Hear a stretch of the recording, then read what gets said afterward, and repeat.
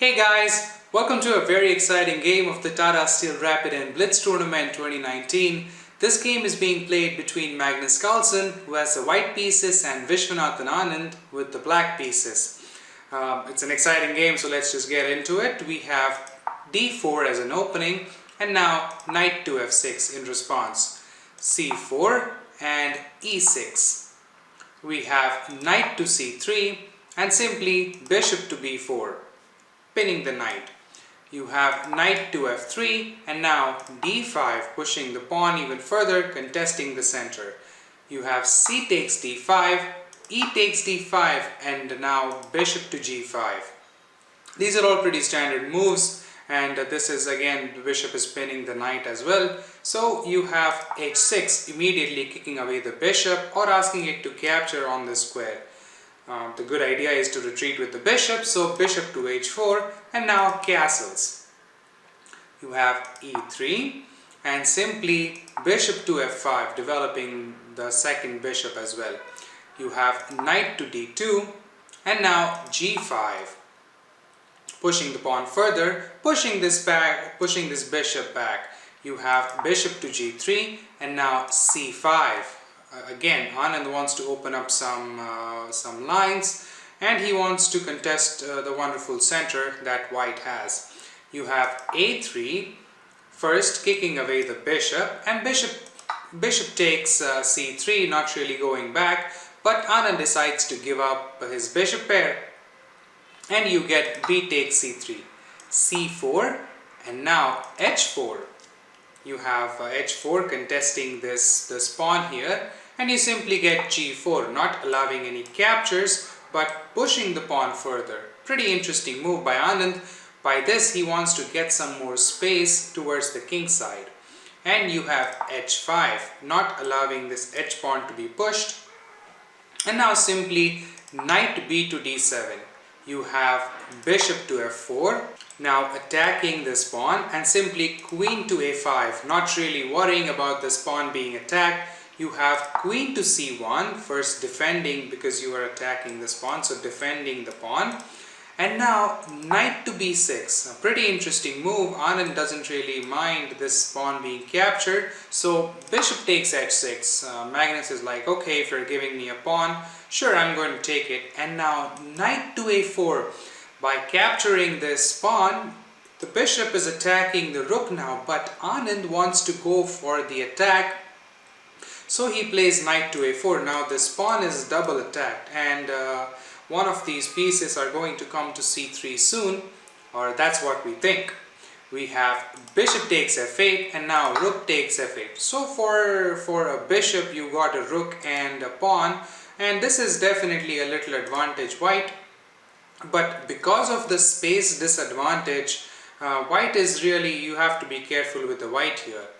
Now you have f3, and this was a crucial position where knight takes f3 should have been played. I mean, Anand from his knight from d7 came to b6, then it came to a4. The only reason it came to a4 was to capture this pawn here.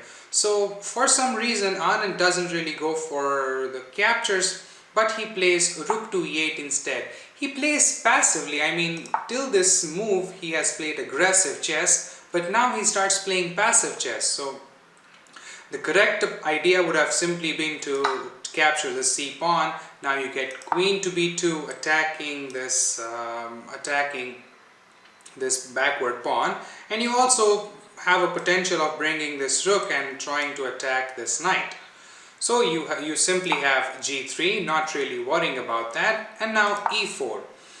Now you have rook to e8, and this was the idea that Viswanathan Anand should have played, because now you are pinning this pawn and there is nothing white can do about that. But back in this position after f3, he immediately played rook to e8, which is not really the correct idea, and this gives a lot of initiative to Magnus. And as we all know, he is somebody who will not let go of an initiative if you give one to him.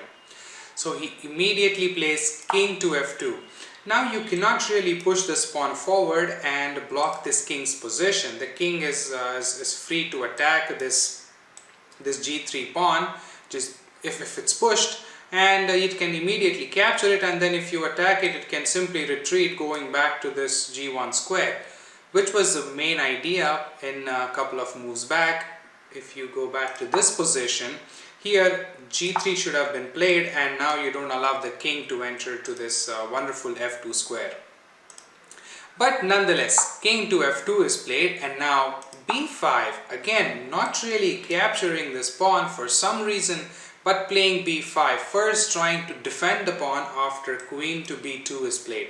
So that's why I said Anand went in from being aggressive, he went to being passive, and Magnus immediately capitalizes on it. You have e4, not really, because your king is not on the e file anymore, so you can definitely push the c4 pawn, and now Anand has to play d takes e4, knight takes c4.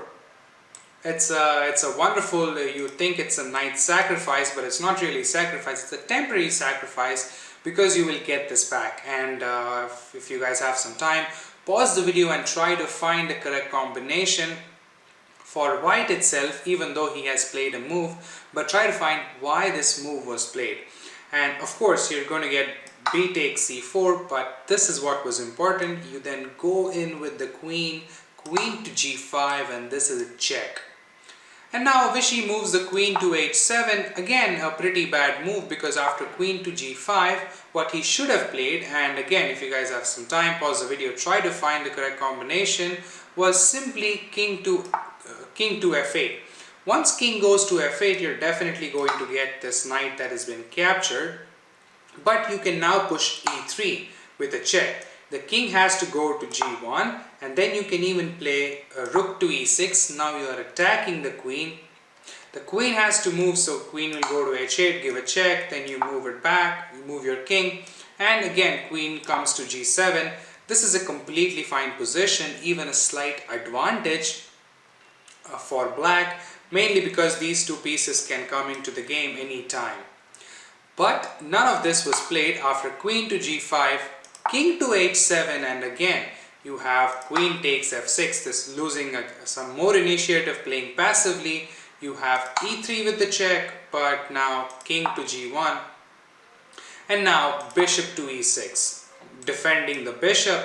Even though the bishop was nicely defended by the queen, you don't really want this queen to be defending bishop forever, so the bishop goes back and defends itself. Again, now you're not defending this pawn.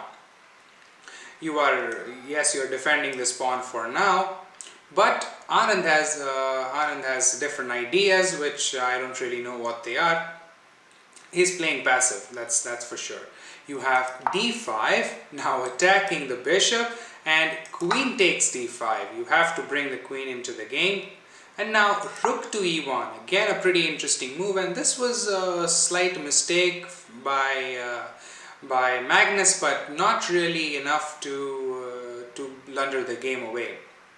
And again in this position, if Anand wanted, he could have gotten back into the game by simply playing g takes f3, and now you get queen takes f3, queen takes f3, g takes f3, and rook to g8 with a check, king to h2, knight takes c3, finally bringing this weird knight all the way that was on a4 to c3, trying to get it into the game, and you have rook takes e3, knight to d5, now attacking the rook, and this would have been fine. At least it would have been better than what happened in the game. But Vishy couldn't really find it, and it was not that he was in time trouble or anything, it's just that he couldn't find it. So after rook to e1, not going in for the captures, that would have been better, but instead queen to d2, and I don't really know what the purpose behind this queen to d2 move is, but it was played in the game, and now we have rook to e2 attacking the queen, queen to c1, queen to d4, now attacking this pawn further. You have g takes f3, finally taking it with the pawn, and you are also attacking this rook, but the rook is not really attacked because queen takes e3 is played. And now you are attacking this black's queen here, and black doesn't really have a choice but to capture this c3 pawn. So queen takes c3, and now you get g takes f3 and simply rook to g8 with a check. You have king to f2, king goes to f2, and you have queen to g7. Now trying to get some checkmate ideas on the square, but obviously Carlsen will definitely see all of this and immediately plays queen to e4 with a check, king to h6, queen to f4 again with a check. You have king to h7, queen to e5, now asking for a trade of queens and also making some room for the king. You have queen to h6, declining the trade. You have rook to g1, asking for a rook trade, and now rook to c8, and this was the biggest blunder of the game, after which there was no turning back for Viswanathan Anand, and Magnus definitely capitalized on this. So this is checkmate in 15 moves, but I would want you guys to find the correct combination, so pause the video and try to find it. Let me give you a hint. It starts with queen to e4 with a check, king to h8, queen to d4 with a check, king to h7, you have rook takes e6, this is a boom moment, and the reason why you give up this rook is simply because after pawn captures, well, by the way, this was the final position on the board, as Vishy realized there is nothing much he could do and this was the end for him. So he simply resigned the game, and Magnus won another amazing attacking game, even though he was kind of on a defensive mode. But look at this knight here. This knight is not really doing anything. And Vishy tried to play attacking aggressive chess, and I was really proud when I was watching this game. I'm like, yes, Vishy is going in for the attack. He is definitely going to crush Magnus. And then something happened and he started playing passive. So anyways, I'm going to show you why Vishy resigned in this position, because after you take this rook with a pawn, you simply get a check with the queen. You have to move your king, and then you simply get rook captures. And the best defense is to give up your queen. You then get queen captures here on f8, you move the king, and this is simply checkmate. A wonderful checkmate here on g7. So Vishy saw all of this, which is why he resigned, and Magnus won another game. He is on a rampage because he is winning a lot of games in this tournament. He is already qualified for all the tournaments for probably next 15 years. And but anyways, he's playing the best chess at the top level, and a pretty amazing player, Magnus Carlsen. So that's it from this video. I hope you guys have enjoyed it. If you have any questions, comments or concerns, please let me know in the comment section below. If you want to email me privately, that is fine as well. My email is in the description as well. That's it from the video. Namaste. See you next time.